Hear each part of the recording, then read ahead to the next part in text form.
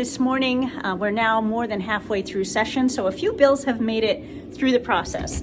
And I wanted to introduce you to a representative who has passed a bill through process. In fact, just recently. Hello, how are you? Good, how are you? Good, I'm hoping to speak with Representative Ruffridge. Is he available? Representative, you available?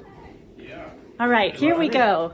So we're going to learn, hopefully. Hello. Hi. Nice to see you. Thank you for taking the time.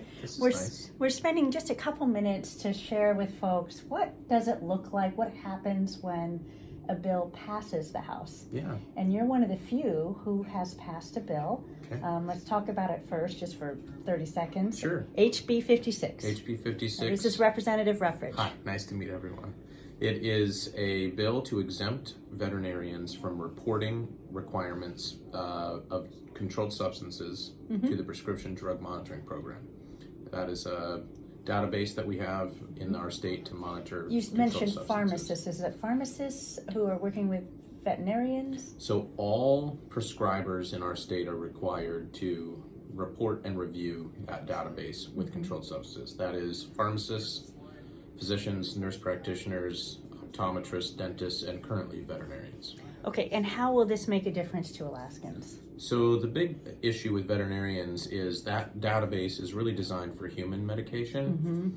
So right now, vets, if they need to prescribe a controlled substance, have to look at you, the owner's information, which brings up privacy concerns, as well as the fact that veterinarians in many cases don't know what that is. That opens a can of worms almost. Big can of worms. And they've been asking for years to be removed from that requirement. And well, I certainly want to make an easier pathway for veterinarians to do their work. And it sounds like this is part of that. It is, very much so. Go vets. Okay, well, thanks. Now that this bill has passed the House, and let's remember it's one of the few, so let's help us know then what happens next. And I ask that because we know that House Finance has just passed or will be, I think even today, passing the operating budget, which is a big piece of our work. And so I think it's important for us to understand what happens with the bill when it passes. Yeah, so when a bill passes one body, it needs to go to the other body for their look at it. In the case of House Bill 56, it actually has a corresponding piece of legislation already introduced on the Senate side. And we call that a companion bill. A companion bill, yeah. And that had already made it through one committee of referral. Okay. So the Senate bill is currently sitting in their Labor and Commerce Committee. Okay. So the House bill will join the Senate bill, and they will both sit in Labor and Commerce, while that Labor and Commerce Committee decides which bill to pick up and move forward, and then ultimately, if they pass it, it will come back to the House for our final concurrence. So after it goes through committee there, it will then go to the floor of the Senate, just like it went through the floor of the House. Then it comes back to us, and then we will pass it for final, presumably, and then after that, it'll go to the governor. Correct? That's all correct. So, and then the governor has a decision whether to sign it or not.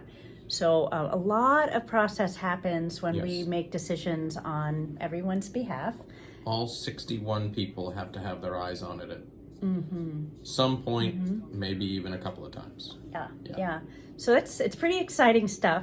And here's the other part I wanted to share is that not only that, but Alaskans get to have their eye on it a few times if they choose to. That's right. So as things move through process, there's a chance for you to weigh in also.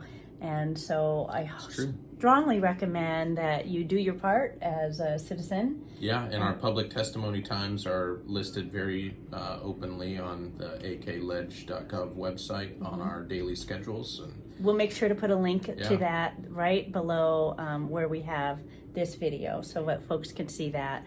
Thank you very much for learning about HB 56. Thank you, Justin, for your service. My and pleasure. we're going to continue to work together. Take care.